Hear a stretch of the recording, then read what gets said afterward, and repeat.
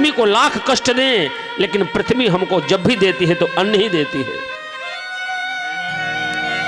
हम कोई बीज डाल दे तो इस बीज को जगा देती है, वो इस पृथ्वी को सींच कर रखती है। पृथ्वी के स्वरूपा मां को कहा जाता है। उस बुढ़िया मां ने कंडक्टर से ये जो शब्द सुना, उनको बाण के तभांति लगा कुछ समय प्राण निकल जाएगा। बुढ़िया मैया को अभी भी भरोसा नहीं है। बोली ना, मैं नहीं मानती हूं कि मेरा पुत्र मुझे छोड़कर चला जाएगा। बोले सही बोल रही हूं मां, हमारी बस से ही आपका बेटा चला गया। मैया ने कहा कि एक काम करो, हमारे घर तक क्या तुम छोड़ दोगे? मेरे पास तो पैसा भी नहीं है। 1 रुपया भी लड़का ने अपनी मां के पास नहीं छोड़ा था कि शायद मां कहीं कुछ खा भी पी ले।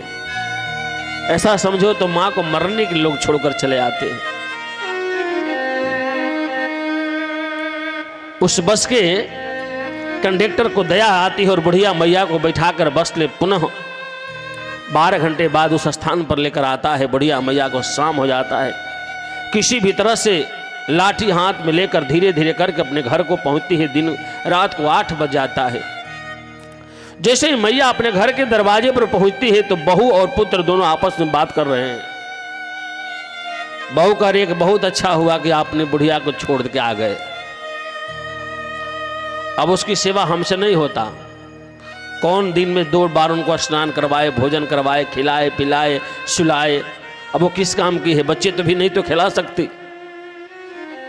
आपने बहुत अच्छा किया। और बेटा भी ताली पीटकर हंस रहा है और बहू भी हंस रही है। मां का एक पैर घर में था, एक बाहर था।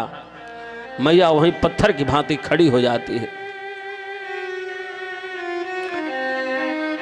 इतना पुत्र और मां का संबंध होता है हो कि अगर बालक का जब जन्म होता है 2, 4, 5 घंटे तक बालक अगर मां की अपना दूध नहीं पीता है, स्तन नहीं पीता, तो मां का भाव ऐसा उमड़ता है कि स्तन से ऑटोमेटिक दूध निकलने लगता है उस बालक को पिलाने के लिए। इतना प्रेम मां का होता है पुत्र के प्रति।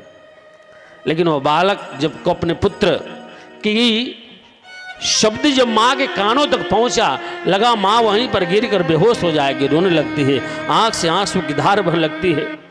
किसी भी तरह अपने को धीरज देकर दीवाल पकड़कर साहस पकड़ के मैया घर से वापस लौट जाती है और यही कहा कि लौटती है कि जिस अवस्था में तुम लोग रहो खुश रहो।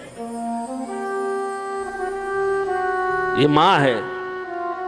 वहां से लौट कर आती है और फिर रात भर आकर उसी बस स्टैंड में अपना समय व्यतीत करती है। सुबह फिर उस बस का कंडक्टर आता है और देखता है कि आज शाम को मैंने बुढ़िया मैया को छोड़ा था, फिर क्यों बैठी हो? मैया के पास जाता, बोलता ये बुढ़िया मां, क्या तुम अपने घर नहीं गई? बुढ़िया मैया ने कहा मैं अपने घर गई थी, लेकिन वो घर अब मुझे रहने लायक नहीं है और मैं बेघर हो गई हूं। क्या तुम अपने घर मुझे ले चलोगे? उस मैया उस कंडक्टर से कहती है। इस भारत की बात है, हो बहुत दिन की बात नहीं है। कंडक्टर से कहते तुम अपने घर लेकर चलोगे? कंडक्टर रो पड़ता है। उस बुढ़िया मैया के हाथ पकड़ लेता, बोले चलो मां, अगर तुम मेरे घर में चलने के लिए तैयार हो तो मैं ले चलने के लिए तैयार हूं, तुम मेरे घर में चलो। कुछ अगर नालायक हमारे देश में माता पिता को छोड़ने वाले हैं तो कुछ ऐसे योग्य पुत्र भी इस भारत में हैं जो हजारों वृद्ध माताओं की सेवा कर रहे हैं। हजारों वृद्ध माताओं को अपनी मां समझकर सेवा कर रहे हैं। वो बेटा नहीं, वो शत्रु है जो बुढ़ापे में माता पिता को छोड़ देता है।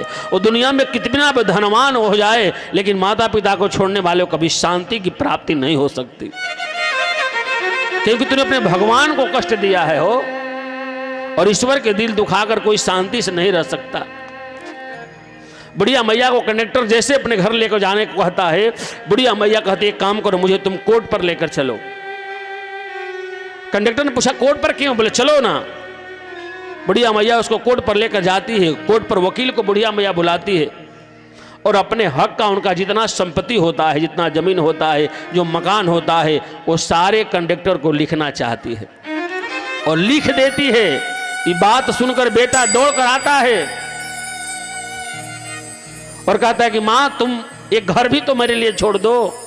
लेकिन मैया ने कहा कि तू अब मेरा बेटा नहीं है, मेरा कंडक्टर बेटा है। अब सारी संपत्ति बुढ़िया मैया उस कंडक्टर को लिख देती है और उसके घर में चली जाती है।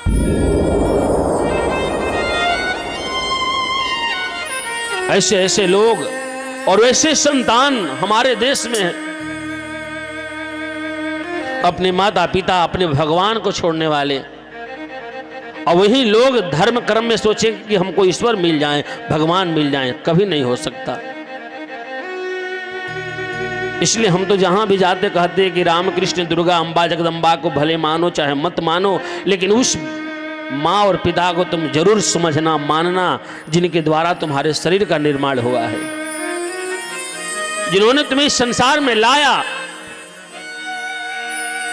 पोल पास के बड़ा किया, योग्य बनाया, अंगुली पकड़ पकड़ के तुम्हें योग्य बनाकर अपनी संपत्ति का हकदार बना दिया, और उन्हें तुम छोड़ने की बात कर रहे हो, तोड़ने की बात कर रहे हो।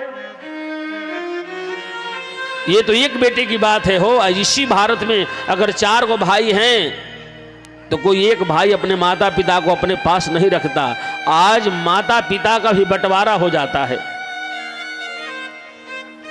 माता पिता को बड़का भैया में पिताजी रहेंगे और छोटे भैया में माताजी रहेगी। बड़े वाले भाई घर में हलवा पेड़ा बना हुआ है और माताजी सूखी रोटी खा रही है। पिताजी दे भी नहीं सकते और माताजी खा भी नहीं सकती। ऐसे भी लोग करते जा रहे हैं, ये सर्वथा गलत है। इसलिए हम लोग कहते हैं कि सब कुछ मिले